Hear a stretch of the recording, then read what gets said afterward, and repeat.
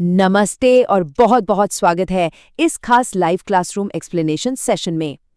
आज हम English grammar के एक बहुत ही बेसिक लेकिन सच में बहुत पावरफुल टॉपिक को डिकोड करने वाले हैं और वो है पास्ट टेंस के बी वर्ब्स यानी वॉज और वर। देखिए, जब भी हम अंग्रेजी सीखते हैं तो बीते हुए कल की बातें करना, कोई पुरानी याद शेयर करना या कल ऑफिस में क्या हुआ था ये बताना, ये सब तो आना ही चाहिए, है ना। आज का ये सेशन बिल्कुल एक लाइव क्लासरूम की तरह होने वाला है, जहां हम बिगिनर्स के लिए बिना किसी कंफ्यूजन के सीधे मुद्दे की बात करेंगे। तो चलिए पूरा फोकस यही रखते हैं और शुरू करते हैं। आज के इस एक्सप्लेनर का एजेंडा एकदम क्लियर है। पहले हम पास्ट की बातें करना सीखेंगे, फिर वॉज और वेयर के रूल्स जानेंगे, इसके बाद रोजमर्रा के उदाहरण, कुछ कॉमन गलतियां जो अक्सर हो जाती हैं और आखिर में हमारी फेवरेट एक लाइव इंटरैक्टिव क्विज। तो चलिए बिना टाइम वेस्ट किए अपने पहले सेक्शन पर आते हैं, टॉकिंग अबाउट द पास्ट। अब ये बी वर्ब इन पास्ट आखिर है क्या? सिंपल सी बात है, जब भी हमें ये बताना हो कि बीते हुए समय में, जैसे कल यानी येस्टरडे या उस दिन यानी दैट डे, कोई इंसान या चीज क्या थी, कैसी थी या कहाँ थी, तब हम इसका इस्तेमाल करते हैं। एक बात का खास ध्यान रखना है कि ये किसी काम या एक्शन को नहीं दिखाता, जैसे खेलना या खाना, बल्कि ये एक स्टेट ऑफ बीइंग यानी स्थिति को बताता है। जैसे अगर कहना हो मैं कल थका हुआ था, तो ये एक स्थिति है, कोई काम नहीं। आगे बढ़ते हैं सेक्शन 2 की तरफ, वॉज वर्सेस वर रूल्स। यहीं से असली ग्रामर की शुरुआत होती है। इस टेबल को देखकर रूल एकदम सीधा लगता है। अगर सब्जेक्ट सिंगुलर यानी एक वचन है, जैसे आई, ही, शी, इट या कोई एक नाम, तो उसके साथ हमेशा वॉज आएगा। और अगर सब्जेक्ट प्लूरल यानी बहुवचन है, जैसे वी, यू, दे या एक से ज्यादा नाम, तो वर आएगा। इट का इस्तेमाल अक्सर मौसम या टाइम बताने के लिए किया जाता है। अब यहाँ एक बहुत ही जरूरी टिप है इनके उच्चारण यानी प्रोनंसिएशन के बारे में। इन्हें वॉज और वर कहा जाता है। गलती से भी वर को वेयर मत बोल दीजिएगा। वेयर तो वेयर के लिए होता है, जिसका मतलब है कहाँ, तो सही उच्चारण है वॉज और वर। चलिए अब आते हैं सेक्शन 3 पर, एवरीडे होम एंड वर्क। देखते हैं कि रोजमर्रा की जिंदगी में इन्हें कैसे इस्तेमाल किया जाता है। ये कुछ बहुत ही प्रैक्टिकल उदाहरण हैं। मान लीजिए ऑफिस में पूछना हो कि क्या कोई कलीग मीटिंग में था, तो हम कहेंगे were you in the meeting, या किसी और के बारे में बताना हो तो they were at the office. और अगर घर की बात करें तो आई वॉज एट होम, या नेगेटिव में बोलना हो तो she was not at home. इन छोटे छोटे वाक्यों से हम बीते हुए कल की बातों को बहुत ही आसानी से बता सकते हैं। कुछ और रोजमर्रा के वाक्य देखते हैं। That room was very big, यानी वो कमरा बहुत बड़ा था। यहाँ हम किसी जगह की खासियत बता रहे हैं।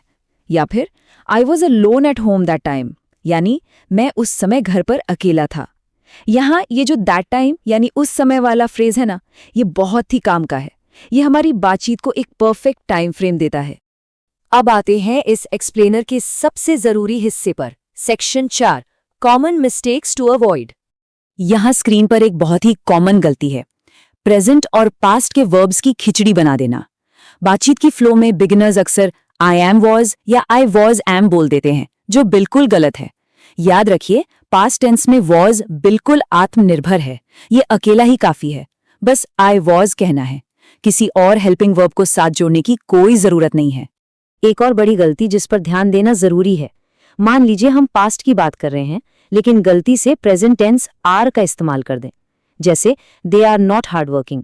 ये पूरी तरह गलत हो जाएगा, क्योंकि सब्जेक्ट दे है और बात पास्ट की हो रही है, इसलिए हमें प्लूरल पास्ट टेंस का इस्तेमाल करना होगा। सही वाक्य होगा they were not hard working.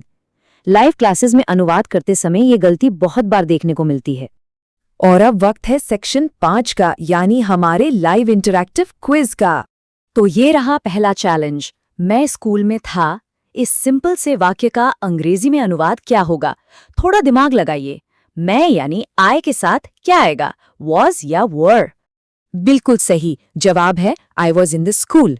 यहाँ सिंगुलर सब्जेक्ट आई के साथ हमने वॉज का एकदम परफेक्ट इस्तेमाल किया है। बहुत बढ़िया। अब अगला सवाल देखते हैं। तुम उस समय घर पर थे, इसका ट्रांसलेशन क्या होना चाहिए? यहाँ सब्जेक्ट तुम यानी यू है, जो प्लूरल की तरह काम करता है। और उस समय के लिए हम क्या कहते हैं? और सही जवाब है you were at home that time. ये वाक्य बहुत ही शानदार तरीके से दिखाता है कि यू के साथ हमेशा वेयर की जोड़ी बनती है और उस समय को हम दैट टाइम कहते हैं। अब लेवल थोड़ा अप करते हैं, एक सवाल पूछने वाला वाक्य लेते हैं। क्या वे दोस्त थे? इस इंटरोगेटिव वाक्य का अनुवाद कैसे होगा? सोचिए, जब हम सवाल पूछते हैं तो हमारा हेल्पर वर्ब कहाँ जाता है? एकदम सही सोचा।